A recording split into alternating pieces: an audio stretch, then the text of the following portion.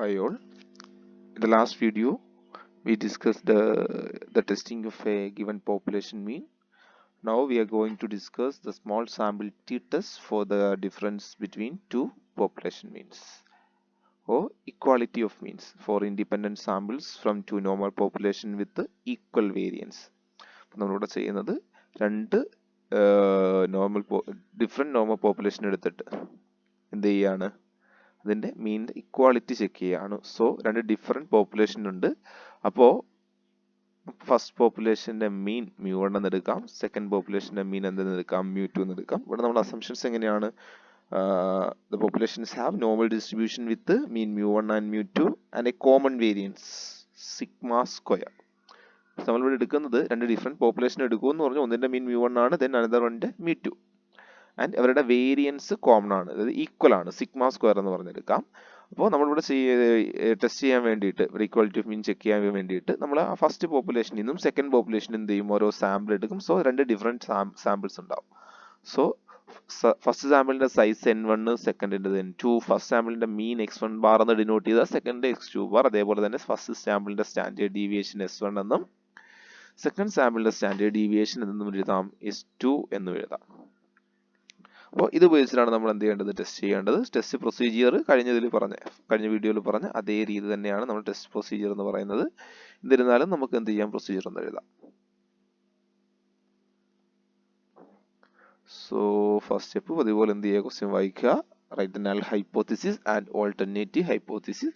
So ഇവിടെ equality of mean ആണ് check ചെയ്യേണ്ടത്. സോ നൾ ഹൈപ്പോത്തിസിസ് എഴുതുന്നത് ഇങ്ങനെയാണ്, H0 is μ1 equal to μ2. Null hypothesis H0 is μ1 equal to μ2, mean equal ആണോ. Then alternative hypothesis HA എങ്ങനെ എഴുതാം, μ1 not equal to μ2 or μ1 greater than μ2 or μ1 less than μ2. ഇതിൽ ഏത് വേണമെങ്കിലും നമുക്ക് എന്തായിട്ട് ചൂസ് ചെയ്യാം, ഓൾട്ടർനേറ്റീവ് ഹൈപ്പോത്തിസിസ് ആയിട്ട് ചൂസ് ചെയ്യാം based on the question. So μ1 ഇവിടെ ഇക്വാളിറ്റി ഓഫ് മീൻ ആണ് ചെക്ക് ചെയ്യുന്നത്. സോ രണ്ട് ഡിഫറെൻറ്റ് പോപ്പുലേഷൻ ഉണ്ട്, അതുകൊണ്ടാണ് μ1 μ2 ഒക്കെ വന്നത്. സോ എന്ത് എഴുതി, നൾ ഹൈപ്പോത്തിസിസും ഓൾട്ടർനേറ്റീവ് ഹൈപ്പോത്തിസിസും എഴുതി. ദെൻ സെക്കൻഡ് സ്റ്റെപ്പ് എന്തായിരുന്നു, decide the test criteria. Z test വേണോ ടി ടെസ്റ്റ് വേണോ എന്ന് ചൂസ് ചെയ്യുക.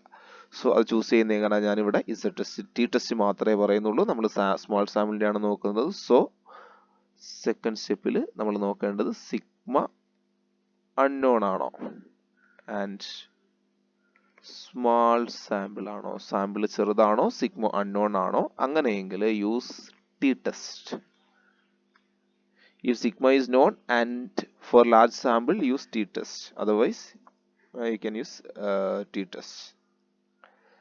അപ്പോൾ Z ടെസ്റ്റ് അവിടെ പഠിച്ചിട്ടുണ്ടാവും, ലാർജ് സാമ്പിൾ ടെസ്റ്റിൽ പഠിച്ചിട്ടുണ്ടാവും.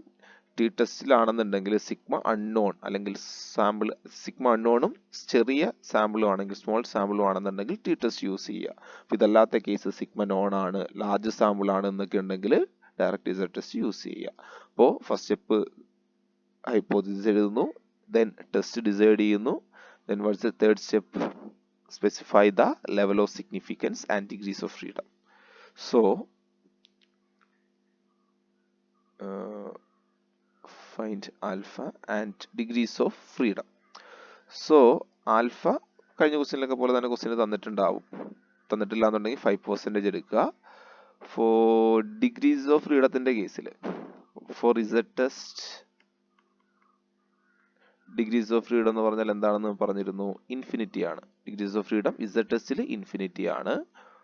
Four T test degrees of freedom എന്ന് പറയുന്നത്, നമ്മളിവിടെ നേരത്തെ പറഞ്ഞ ഒറ്റ സാമ്പിൾ എടുത്തപ്പോൾ n-1, ഇവിടെ നമ്മൾ രണ്ട് ഡിഫറെൻറ്റ് സാമ്പിൾ കൺസിഡർ ചെയ്യുന്നുണ്ട്. സോ ഡിഗ്രീസ് ഓഫ് ഫ്രീഡം എടുത്തേണ്ടത് n1 plus n2 minus 2.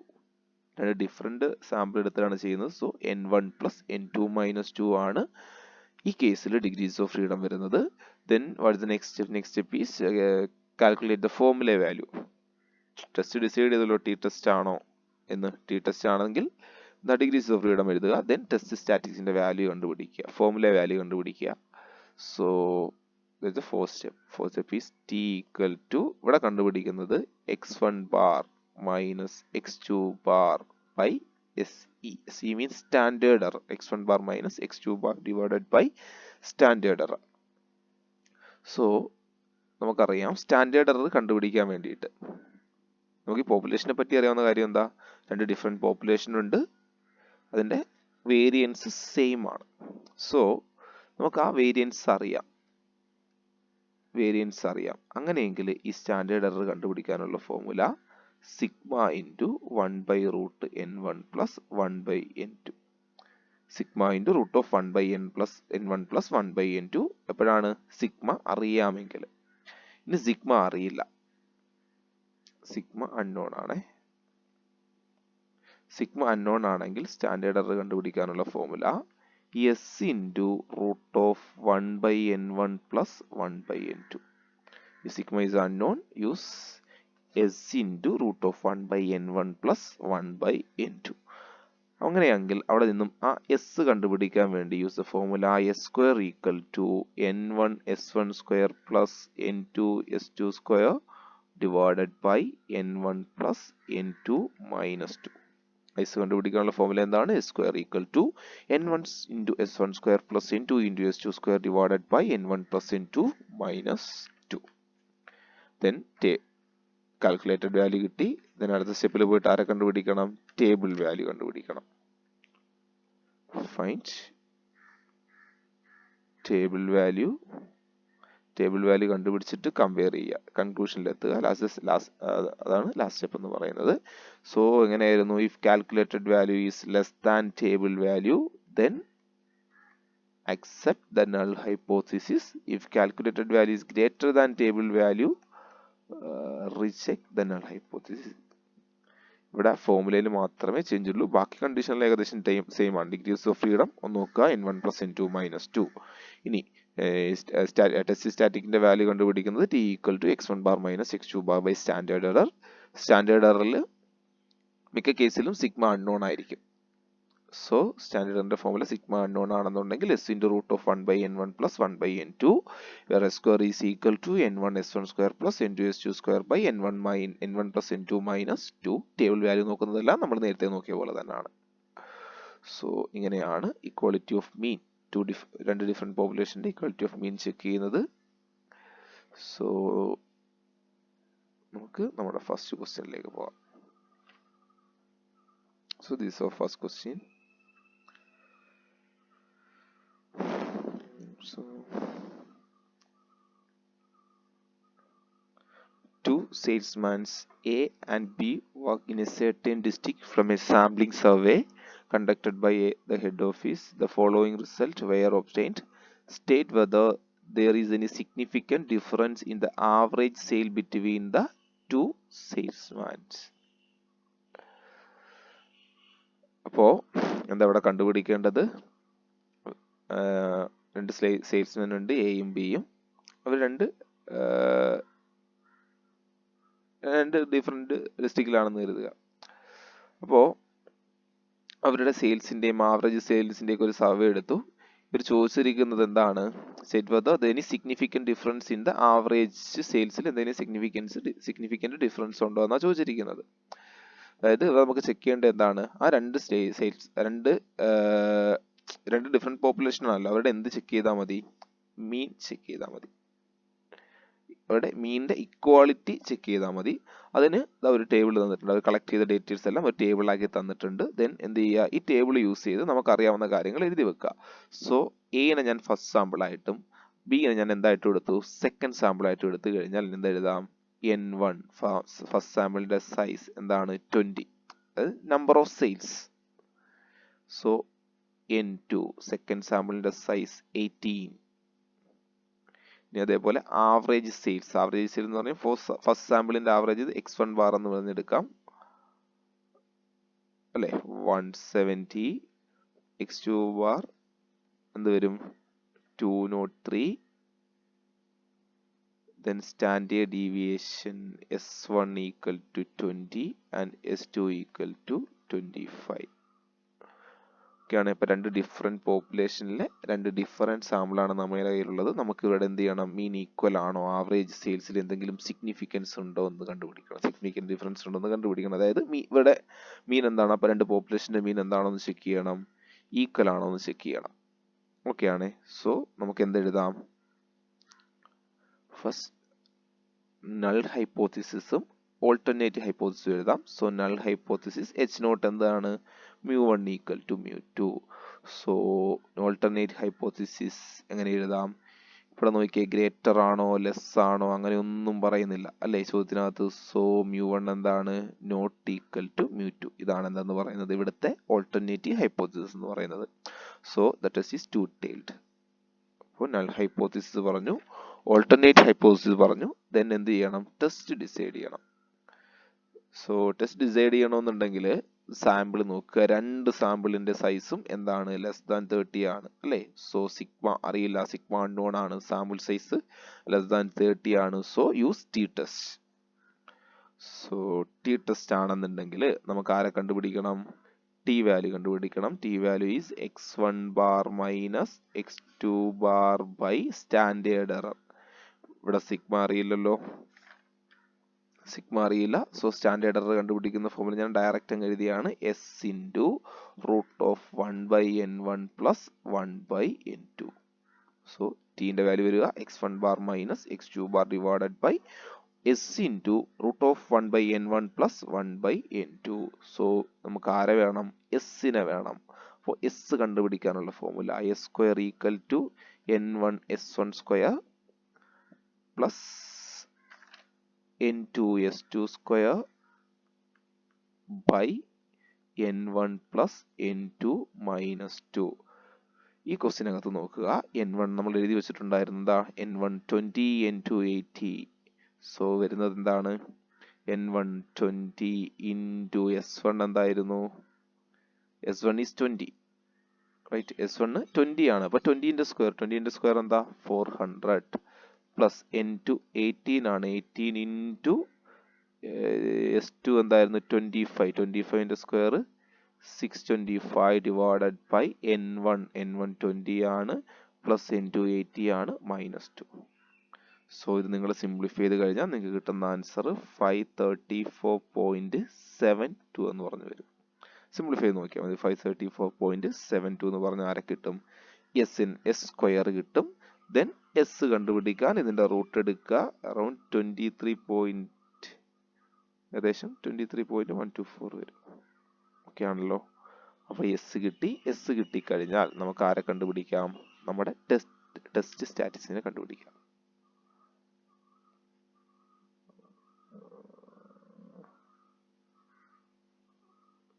So test സ്റ്റാറ്റിക്കിനെ കണ്ടുപിടിക്കാൻ നമ്മുടെ ഫോർമുല ഞാൻ ഒന്നുകൂടി എഴുതിയാണ്, T is equal to x1 bar minus x2 bar divided by root of S into 1/n1 plus 1/n2. ഇതിലേക്ക് നമുക്ക് ഓരോ കണ്ടുപിടിച്ച് വെച്ചിരിക്കുന്ന ഓരോ വാല്യൂ സബ്സ്റ്റിറ്റ്യൂട്ട് ചെയ്ത് കൊടുക്കാം. അങ്ങനെ സബ്സ്റ്റിറ്റ്യൂട്ട് ചെയ്ത് കൊടുക്കുമ്പോൾ എന്താ വരിക, x1 ബാർക്ക് നമ്മൾ എഴുതി വെച്ചിട്ടുണ്ട് എന്താ 170 ഇൻറ്റു 203 എന്നൊക്കെ പറഞ്ഞ് എഴുതി വെച്ചിട്ടുണ്ട്. സോ സബ്സ്റ്റിറ്റ്യൂട്ട് ചെയ്യുമ്പോൾ നമുക്ക് കിട്ടുക എങ്ങനെയാണ്, 170 x1 bar minus 203 is x2 bar divided by S നമുക്ക് കിട്ടിയത് എന്തായിരുന്നു 23.124 ഇൻറ്റു റൂട്ട് ഓഫ് 1/n1 21/20 ആണ് n1 പ്ലസ് n2 എന്ന് പറഞ്ഞാൽ 80 ആണ് 1/18. ഇതും നിങ്ങൾ സിംപ്ലിഫൈ ചെയ്യുക. സിംപ്ലിഫൈ ചെയ്യുമ്പോൾ നിങ്ങൾക്ക് കിട്ടുക മൈനസ് 4.6587 മൈനസ് 4.6587. ഇതാണ് നിങ്ങൾക്ക് കിട്ടുക എന്ത്, നിങ്ങളുടെ calculated value. So calculated value of T is minus 4.6587. So ഇനി എന്ത് കണ്ടുപിടിക്കണം, ടേബിൾ വാല്യൂ കണ്ടുപിടിക്കണം. ടേബിൾ വാല്യൂ കണ്ടുപിടിക്കണമെങ്കിൽ എന്തറിയണം, level of significance and degree of freedom. So ഇവിടെ ലെവൽ ഓഫ് സിഗ്നിഫിക്കൻസ് തന്നിട്ടില്ല. So alpha is 5%. And degree of freedom എങ്ങനെ കണ്ടുപിടിക്കുക, degree of freedom for T test 2 populations ഉണ്ട്, 2 സാമ്പിൾസ് ഉണ്ട്. സോ ഫോർ ടി ടെസ്റ്റിന് എന്താണ് n1 പ്ലസ് n2 മൈനസ് 2 ആണ്. ഇത് നിങ്ങൾ ചെയ്യുമ്പോൾ നിങ്ങൾക്ക് കിട്ടുക n1 എന്താണ് 20 പ്ലസ് 18 മൈനസ് 2 എത്ര വരും? 38 മൈനസ് 2 36. അപ്പോൾ ലെവൽ ഓഫ് സിഗ്നിഫിക്കൻസ് 5 ആണ്. ഡിഗ്രീസ് ഓഫ് ഫ്രീഡം എന്ത് കിട്ടി? 36 കിട്ടി. അപ്പം നിങ്ങൾ എന്തിലേക്ക് പോവുക? ടേബിളിലേക്ക്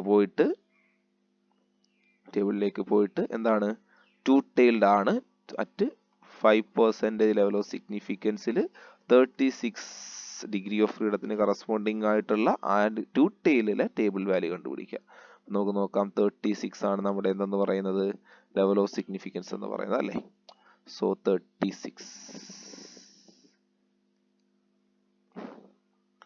സോ 36 ആണ് നമ്മുടെ ലെവൽ ഓഫ് സിഗ്നിഫിക്കൻസ് എന്ന് പറയുന്നത് അല്ലേ? അതിന് കറസ്പോണ്ടിങ് ആയിട്ട് ഇത്രയും വാല്യൂ ഉണ്ട്. ഇനി നമ്മുടെ ഡിഗ്രീസ് ഓഫ് ഫ്രീഡം 5 ആണ്. സോ 5 എന്ന് പറയുമ്പോൾ സെക്കൻഡ് കോളം വരും അല്ലേ? അപ്പോൾ 5ന് ഇതുമായിട്ട് കോയിൻസൈഡ് ചെയ്യുന്ന ഏത് വാല്യൂ ആണ്? നമ്മുടെ 2.028 ആണ്. അപ്പം നമ്മുടെ ടേബിൾ വാല്യൂ എന്ന് പറഞ്ഞാൽ എന്താണ്? 2.028 ആണ് നമുക്ക് കിട്ടുക ടേബിൾ വാല്യൂ. സോ നമുക്ക് എന്തെഴുതാം? Table value corresponding to 5% significant level and 36 degrees of freedom എന്ന് പറഞ്ഞാൽ 2.087. 2.028 ആണല്ലേ?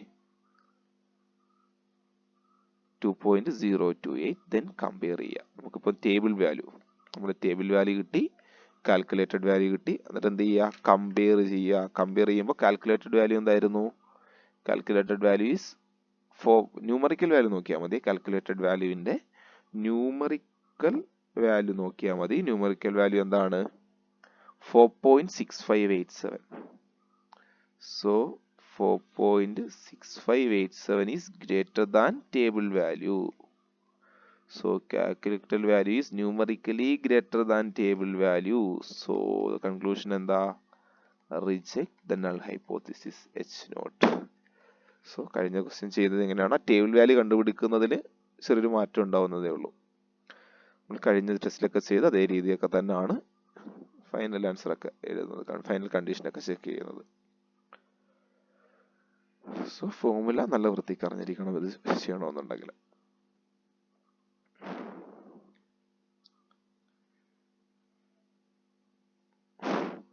സോ നമുക്ക് നമ്മുടെ സെക്കൻഡ് ക്വസ്റ്റ്യനിലേക്ക് പോകാം.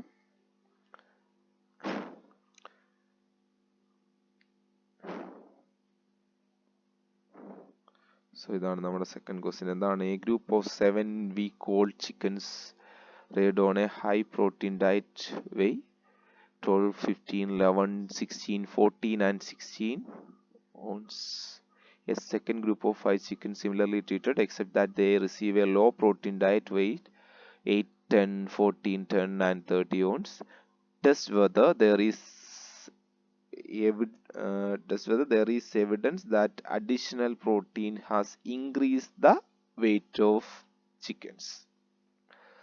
ഇവിടെ പറയുന്നത് എന്താണ്? ഒരു ഗ്രൂപ്പിൽ 7 week ഓൾഡ് ചിക്കൻ ഉണ്ട്. അവരെ ഹൈ പ്രോട്ടീൻ ഡയറ്റിൽ ട്രീറ്റ് ചെയ്യുമ്പോൾ അവരുടെ wait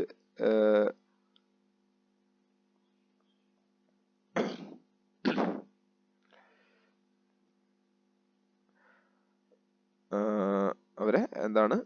A group of 7 week old chicken ഉണ്ട്. അവരെ ഹൈ പ്രോട്ടീൻ ഡയറ്റിൽ നോക്കിയപ്പോൾ അവരുടെ വെയിറ്റ് എന്താണ്? 12, 15, 11, 16, 14 ആൻഡ് 16 ounce ഉണ്ട് അവരുടെ വെയിറ്റ്. ഇനി അതേപോലെ അടുത്ത സാമ്പിളിനകത്ത് വെയിറ്റ് എന്ന് പറഞ്ഞാൽ 8, 10, 14, 10 ആൻഡ് 13 ounce ആണ്. നമുക്ക് ചെക്ക് ചെയ്യേണ്ടത് എന്താണ്? Test whether there is evidence that additional protein has increased the weight. That is, we want to check if the mean weight for the high protein group is greater than the mean for low.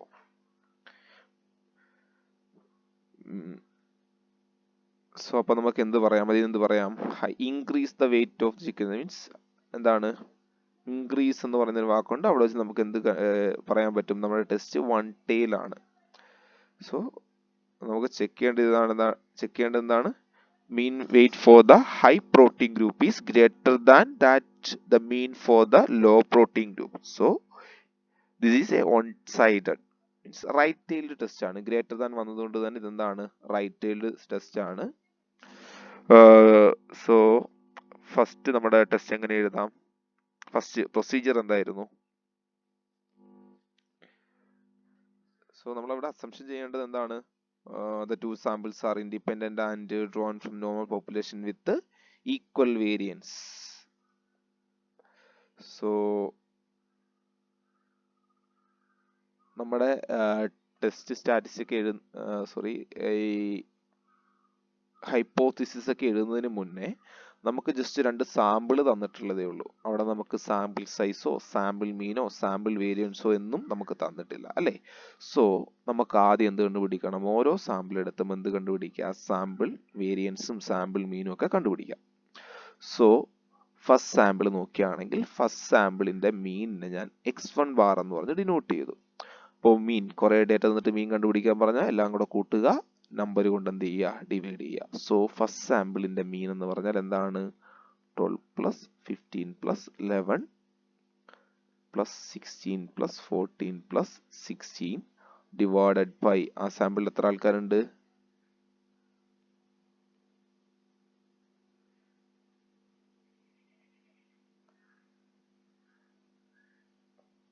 7 ആൾക്കാർ അല്ലേ. 12, 15, 11, 16, 14, one more 14 മിസ്സായി പോയതാണ്. 12, 15, 11, 14, 16, 14, 16. So ഇവിടെ ഒരു plus 14 കൂടെ വരും by 7. First ഗ്രൂപ്പിൽ 7 ആൾക്കാരുണ്ട്. അപ്പോൾ അതിന്റെ മീൻ കണ്ടുപിടിക്കുമ്പോൾ നിങ്ങൾക്ക് കിട്ടുക 14 ആണ്. 14 എന്ന് പറഞ്ഞ് ഫസ്റ്റ് സാമ്പിളിന്റെ മീൻ കിട്ടും. സിമിലർലി നിങ്ങൾ സെക്കൻഡ് സാമ്പിൾ 8, 10, 14, 10 ആൻഡ് 13 അല്ലേ. സോ സെക്കൻഡ് സാമ്പിളിന്റെ മീൻ കണ്ടുപിടിക്കുമ്പോൾ x2 ബാർ കണ്ടുപിടിക്കുമ്പോൾ നിങ്ങൾക്ക് കിട്ടുക എന്താണ്? 8 plus 10 plus 14 plus 10 plus 13 divided by അവിടെ എത്ര പേരേ ഉള്ളൂ? 5 പേരേ ഉള്ളൂ. So by 5. അത് ചെയ്യുമ്പോൾ നിങ്ങൾക്ക് കിട്ടുക 11 ആണ്. ചെയ്ത് നോക്കാം. മീൻ കണ്ടുപിടിക്കുന്നത് അറിയാലോ. ഇനി സോ n1 എന്ന് പറഞ്ഞാൽ ഇവിടെ എന്താണ്? 7 ആണ്. n2 എന്ന് പറഞ്ഞാൽ എന്താണ്? 5 ആണ്. ഫസ്റ്റ് സാമ്പിൾ സൈസ് 7, സെക്കൻഡ് സാമ്പിളിന്റെ സൈസ് 5. അപ്പോൾ ഇനി നമുക്ക് അടുത്ത് എന്ത് കണ്ടുപിടിക്കണം? വേരിയൻസ് അല്ലെങ്കിൽ സ്റ്റാൻഡേർഡ് ഡീവിയേഷൻ കണ്ടുപിടിക്കണം അല്ലേ. സോ നമുക്ക് വേരിയൻസ് കണ്ടുപിടിക്കാം. വേരിയൻസിന്റെ ഫോർമുല എന്തായിരുന്നു ഓർമ്മയുണ്ടോ? S1 സ്ക്വയർ എന്താണ്? 1/n ഇൻറ്റു ഒരു സാമ്പിളിന്റെ ഫസ്റ്റ് സാമ്പിളിന്റെ variance S1 square 1/n1 into summation xi minus X ബാറിന്റെ സ്ക്വയർ ചെയ്താൽ മതി. എന്ത് ചെയ്താൽ മതി? S1 സ്ക്വയർ കണ്ടുപിടിക്കാൻ 1/n1 into summation xi minus X ബാറിന്റെ സ്ക്വയർ ചെയ്താൽ മതി. സോ നിങ്ങൾ കണ്ടുപിടിച്ച് വരുമ്പോൾ ഫോർമുല എഴുതുമ്പോൾ അത് എങ്ങനെ ആയിരിക്കും വരിക? വാല്യൂ സബ്സ്റ്റിറ്റ്യൂട്ട് ചെയ്യുമ്പോൾ 1/n1 എന്ന് പറഞ്ഞാൽ 7 ആണ്. 1/7 ഇൻറ്റു ഫസ്റ്റ് ഒബ്സർവേഷൻ എന്താണ്? 12 ആണ്. അപ്പോൾ എന്ത് വരും? 12 മൈനസ് നിങ്ങൾക്ക് കിട്ടിയ മീൻ 14 അല്ലേ. അപ്പോൾ 12 മൈനസ് 14 സ്ക്വയർ പ്ലസ് ദെൻ അടുത്ത ഒബ്സർവേഷൻ മൈനസ് മീനിന്റെ സ്ക്വയർ 15 ആണ്. 15 minus 14 square then 11 minus 14 square plus 16 minus 14 square plus 14 minus 14 square plus 2 14 ഉണ്ടായിരുന്നല്ലോ. അപ്പോൾ 14 മൈനസ് 14 സ്ക്വയർ ഒന്നുകൂടെ വരും പ്ലസ് 16 മൈനസ് 14 സ്ക്വയർ. സോ ഇത് സിംപ്ലിഫൈ ചെയ്ത് വരുമ്പോൾ നിങ്ങൾക്ക് കിട്ടുക 1/7 ഇൻറ്റു ബ്രാക്കറ്റിനുള്ള വാല്യൂ സിംപ്ലിഫൈ ചെയ്യുമ്പോൾ 22 ആ കിട്ടുക. സോ 22/7. സോ 1/7 ഇൻറ്റു 22 കിട്ടുക. സിംപ്ലിഫൈ ചെയ്യുമ്പോൾ 22/7 എന്ന് പറഞ്ഞാൽ 3.14. സോ ഇതാണ് എന്ത്? S1 സ്ക്വയർ ഫസ്റ്റ് സാമ്പിളിന്റെ എന്തെന്ന് പറയുന്നത്? വേരിയൻസ് എന്ന് പറയുന്നത്. സാമ്പിളിന്റെ വേരിയൻസ് ഇത് കിട്ടും. ഇതേ രീതിയിൽ നിങ്ങൾക്ക് ആരെയും കണ്ടുപിടിക്കാം? S2 സ്ക്വയറും കണ്ടുപിടിക്കാം. ആ S2 സ്ക്വയർ കണ്ടുപിടിക്കുമ്പോൾ നിങ്ങൾക്ക് കിട്ടുക 4.8 ആണ്. S1 സ്ക്വയർ കണ്ടുപിടിച്ച അതേ രീതിയിൽ നിങ്ങൾക്ക് ആരെയും കണ്ടുപിടിക്കാം? S2 സ്ക്വയറിനെയും കണ്ടുപിടിക്കാം. അപ്പോൾ നിങ്ങൾക്ക് കിട്ടുക എന്താണ്? 4.8 ആണ്. ഓക്കെ ആണേ. ഇനി നമുക്ക് ഓരോ കാര്യങ്ങളായിട്ട് അത് ഹൈപ്പോസ് നമുക്ക് കുറച്ച് കാര്യങ്ങൾ എന്താ? നമ്മൾ സാമ്പിളിന്റെ മീൻ എഴുതി വേരിയൻസ് ഒക്കെ എഴുതി വെച്ചു അല്ലേ. ഇത് നമുക്ക് നമ്മുടെ പ്രൊസീജിയറിലേക്ക് കിടക്കാം അല്ലേ. പ്രൊസീജിയർ എന്താണ്? ഫസ്റ്റ് ഹൈപ്പോത്തിസിസ് ഡിഫൈൻ ചെയ്യാം. സോ നൾ ഹൈപ്പോത്തിസിസ് എന്തെഴുതാം? H naught equality of mean ആണ്. So μ1 equal to μ2. Alternate hypothesis H ഇവിടെ ഗ്രേറ്റർ ആണോ എന്നല്ലേ ചോദ്യം അല്ലെ? ഗ്രേറ്റർ ആണോ എന്നല്ലേ? അപ്പൊ റൈറ്റ് ടൈൽഡ് ആണെന്ന് നമ്മൾ നേരത്തെ പറഞ്ഞിരുന്നു. അപ്പൊ എന്താ എഴുതുക? μ1 ഗ്രേറ്റർ ദാൻ എന്ത്? μ2. ദെൻ ടി കണ്ടുപിടിക്കുക. ടി കണ്ടുപിടിക്കാൻ നേരത്ത് സാമ്പിളിന്റെ സൈസ് നോക്കുക. സിഗ്മ തന്നിട്ടില്ല, സിഗ്മ അൺനോൺ ആണ്. സാമ്പിളിന്റെ സൈസ് 7ഉം 5ഉം ആണ്, ലെസ് ദാൻ 30 ആണ്. അപ്പോൾ ഏത് ടെസ്റ്റ് ആയിരിക്കും? ടി ടെസ്റ്റ് ആയിരിക്കും. അപ്പോൾ ടി കണ്ടുപിടിക്കുന്ന ഫോർമുല എന്താണ്? x1 bar minus x2 bar divided by root S into root of 1/n1 plus 1/n2. അപ്പോൾ വീണ്ടും വിഷയമുണ്ട്. ആരെ കണ്ടുപിടിച്ചില്ല? നമ്മൾ എസിനെ കണ്ടുപിടിച്ചില്ല. അപ്പോൾ എസിനെ കണ്ടുപിടിക്കുന്ന ഫോർമുല എന്തായിരുന്നു? സൈഡിലോട്ട് ചെയ്യും, താഴേക്ക് തന്നെ ചെയ്യാം അല്ലേ? എസിനെ കണ്ടുപിടിക്കുന്ന formula S square is equal to n1 s1 square plus n2 s2 square divided by n1 plus n2 minus 2. നമ്മൾ n1ഉം s1 സ്ക്വയറും n2ഉം s2 സ്ക്വയർ എല്ലാം മുകളിൽ എഴുതി വെച്ചിട്ടുണ്ടല്ലേ? അപ്പോൾ n1 എന്തായിരുന്നു? n1 എന്ന് പറഞ്ഞാൽ ഫസ്റ്റ് സാമ്പിളിന്റെ സൈസ് 7 ഇൻറ്റു s1 സ്ക്വയർ നമുക്ക് കിട്ടിയത് 3.14 ആയിരുന്നു, പ്ലസ് n2 സെക്കൻഡ് സാമ്പിളിന്റെ സൈസ് 5. അതേപോലെ s2 സ്ക്വയർ കണ്ടുപിടിച്ചപ്പോൾ കിട്ടിയത് 4.8 ആയിരുന്നു, by n1 plus n2 7 plus 5 minus 2. Simplify ചെയ്യുമ്പോൾ നിങ്ങൾക്ക് കിട്ടുക s സ്ക്വയറിന്റെ വാല്യൂ നിങ്ങൾക്ക് കിട്ടുക 4.6 ആണ്. സ്ക്വയറിന്റെ വാല്യൂ നിങ്ങൾക്ക് കിട്ടുക 4.6 ആണ്. ടി കണ്ടുപിടിക്കാൻ നമുക്ക് എസിനെ മതി. സോ അതിന്റെ റൂട്ട് എടുക്കുക. റൂട്ട് എടുക്കുമ്പോൾ എസ് കിട്ടുക 2.1447 എന്ന് പറഞ്ഞാൽ ആരെ കിട്ടും? എസിനെ കിട്ടും.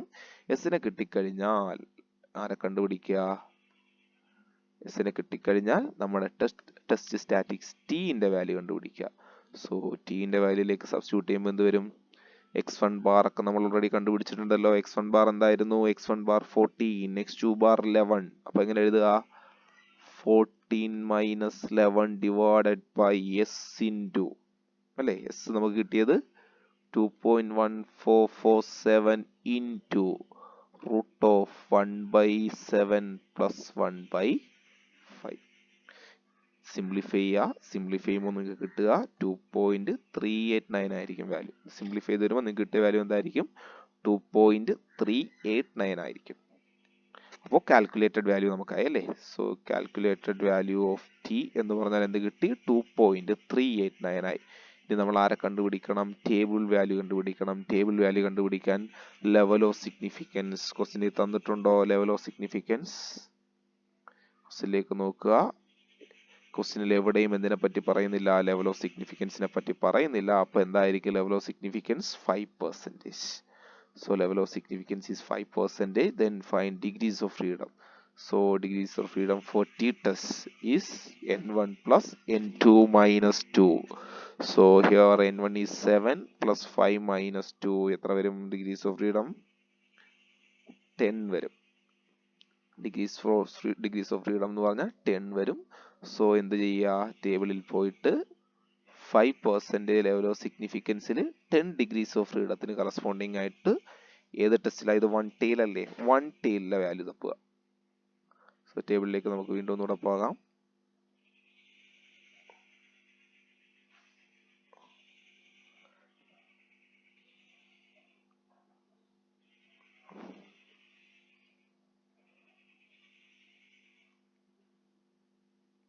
ടേബിളിലേക്ക് വന്നിട്ട് എന്താ നമുക്ക് ഇവിടെ ചെക്ക് ചെയ്യേണ്ടത്? 5% ഡിഗ്രീസ് ഓഫ് ഫ്രീഡം നോക്കാം അല്ലെ? ഡിഗ്രീസ് ഓഫ് ഫ്രീഡം നമുക്ക് ഇവിടെ കിട്ടിയത് 10 ആയിരുന്നു.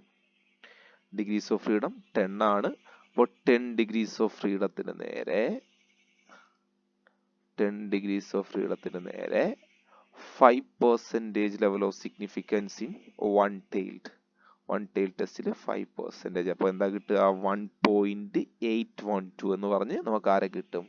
നമ്മുടെ ടേബിൾ വാല്യൂ കിട്ടും. അപ്പോൾ നമ്മുടെ ടേബിൾ വാല്യൂ നമുക്ക് എന്ത് കിട്ടി? 1.812. So here table value is 1.812. So table വാല്യൂയും കിട്ടി, കാൽക്കുലേറ്റഡ് വാല്യൂയും കിട്ടി. ദെൻ കമ്പയർ ചെയ്യുക. കാൽക്കുലേറ്റഡ് വാല്യൂ നമുക്ക് കിട്ടിയ എന്തായിരുന്നു? 2.389. ടേബിൾ വാല്യൂ നമുക്ക് കിട്ടിയത് 1.812. നോക്കുമ്പോൾ calculated value is numerically greater than table value അല്ലേ?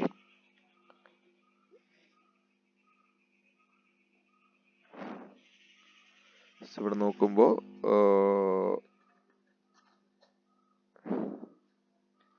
Calculated value is greater than table value ആണ്. സോ നമുക്ക് എന്ത് ചെയ്യാം? നമ്മളെ H0 റിജക്റ്റ് ചെയ്യാം. സോ ഈ ഒരു രീതിയിലാണ് ഇക്വാളിറ്റി ഓഫ് മീൻ്റെ പ്രോബ്ലംസ് ചെയ്യുന്നത്. അപ്പോൾ മാക്സിമം ക്വസ്റ്റ്യൻസ് ചെയ്ത് നോക്കുക. Thank you.